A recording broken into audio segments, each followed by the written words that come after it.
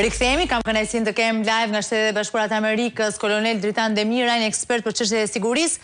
Përshëndetje dhe mirë se vini, kolonel. Është kënaqësi. Së pari një ndjes për vonesën, po për shkak të aktualitetit politik që edhe ai thot meriton të quhet një moment historik.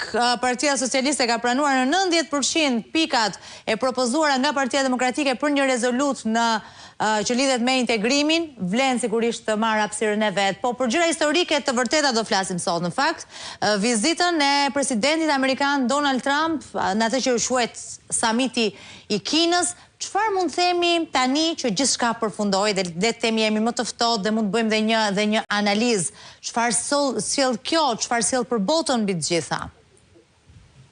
Është një summit i cili u zhvillua në një kohë kur konfrontimi, pavarësisht se i fshet midis Kinës dhe Shtetet Bashkuara të Amerikës, në atë që njihet si lufta ekonomike, lufta e çipave, mikroçipave, lufta tregtare dhe kontrolli për zonat e influencës, ishte në kulmin e saj detyrimisht si pasojë edhe një konflikti i cili nuk arriti objektivat e caktuara.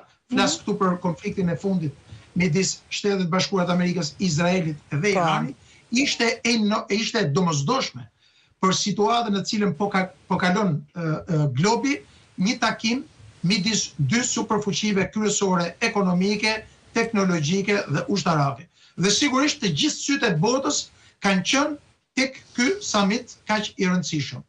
Ajo që mund themi nga ky në përfundim të këtij summiti shumë të rëndësishëm është në normalizimi, tentimi për normalizimin e marrëdhënieve dhe rivalitetit për dominim global midis dy superfuqive, në mënyrë të veçantë në fushën e luftës teknologjike, ekonomike, inteligjencës artificiale, për industrinë ushtarake, kontrollin e indopaqësorit, kontrollin e zinxhirëve global të furnizimit dhe gjetjen e rrugëve të përbashkëta për zgjidhjen e konfliktit, pra për lirimin e ngushticës së Hormuzit.